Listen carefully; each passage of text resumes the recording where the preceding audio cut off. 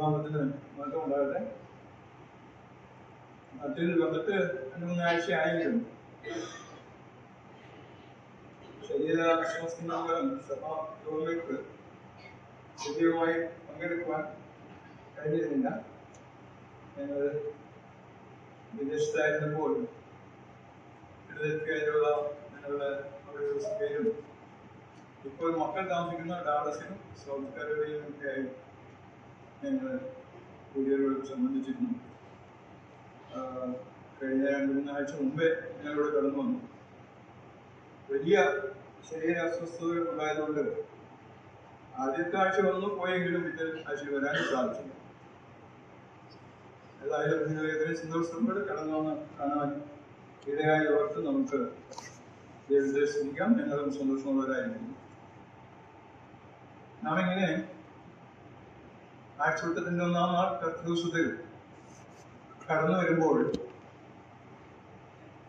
നാം ഓർക്കുന്നത് അല്ലെങ്കിൽ നാം ഓർക്കേണ്ടത് എന്താണ്? നമ്മുടെ കർത്താവിനെയാണ്. നമ്മുടെ കർത്താവ് മാത്രമായിരിക്കണം നമ്മുടെ മനസ്സിൽ. ഞാൻ വരുമ്പോഴും എൻ്റെ ഓർമ്മയ്ക്കായി എന്ന് പറഞ്ഞുകൊണ്ട് നമ്മെ ഏൽപ്പിച്ചിരിക്കുന്നത് നിങ്ങൾ എന്നെ ഓർക്കണം എന്നുള്ളതാണ്. നാം ഇങ്ങനെ കൂടി വരുമ്പോഴൊക്കെയും നമുക്ക് ഓർക്കാനുള്ളത് നമ്മെ സ്നേഹിച്ചവന്റെ നമുക്ക് വേണ്ടി ജീവൻ നൽകുക. യോഹന്നാന്റെ സുവിശേഷം 18-ാം അധ്യായത്തിന്റെ 8-ാം വാക്യം, ആ വാക്യം വളരെ സുദീർഘമായി ഞാനൊക്കെ പഠിച്ചതാണല്ലോ കഴിഞ്ഞ ചില ആഴ്ചകൾക്ക് മുമ്പ്. നിങ്ങൾ ഇവിടെ ഇരുന്നുകൊണ്ടും ഞാൻ വിദേശത്തായിരുന്നു മാത്രം. അവിടെ കർത്താവ് പറയുന്ന ഒരു വാക്യമുണ്ട്. ഒരു വാചകം എങ്ങനെയാണ്? നിങ്ങൾ എന്നെയാണ് തിരയുന്നതെങ്കിൽ നിങ്ങൾ പോയിക്കൊള്ളട്ടെ.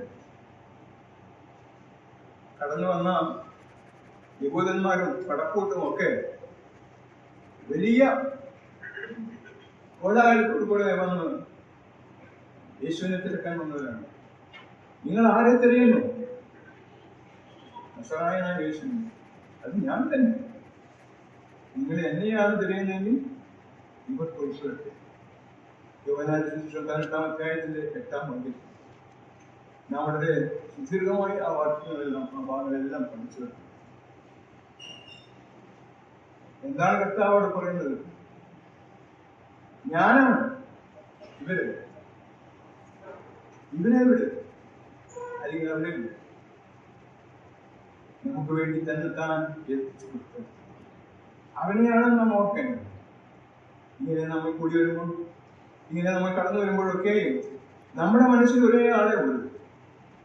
എനിക്ക് വേണ്ടി ഏൽപ്പിച്ചു കൊടുത്ത ദൈവപുത്രനായ കർത്താവായ അപ്പോസ്തലനായ പൗലോസ് ഗലാത്യ ലേഖനത്തിന്റെ 2-ാം അധ്യായത്തിന്റെ 20-ാം വാക്യത്തിൽ പറയുന്ന ശുദ്ധമായ വാക്യം, എന്നെ സ്നേഹിച്ച് എനിക്ക് വേണ്ടി തന്നെ ഏൽപ്പിച്ചു കൊടുത്ത Son of God who loved me and gave his life to me.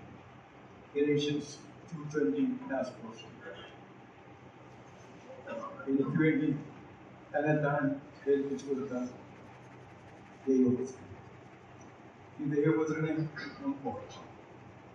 ഈ ദൈവപുത്രനെ മാത്രമേ നമുക്ക് നമ്മുടെ മനസ്സുകളിൽ കടന്നു വരാൻ സാധിക്കൂ. ഈ പ്രത്യേക സാഹചര്യങ്ങളിൽ ലോകം മുഴുവൻ സമാധാനത്തിന്റെയും അസന്തുഷ്ടിയുടെയും കാലങ്ങൾ കടന്നുകൊണ്ടിരിക്കുമ്പോൾ നമ്മെ സ്നേഹിച്ച് നമുക്ക് വേണ്ടി തന്റെ ജീവനെ ഏൽപ്പിച്ചു കൊടുത്ത ദൈവപുത്രനുള്ള ആ സ്നേഹം നമ്മുടെ ഹൃദയങ്ങളെ ഭരിക്കട്ടെ. ആ കർത്താവിനെ ഓർത്തുകൊണ്ട് നമുക്ക് അല്പസമയം അവന്റെ സന്നിധിയിലായിരിക്കാം. ദൈവനാമം വാഴ്ത്തപ്പെടുമാറാകട്ടെ.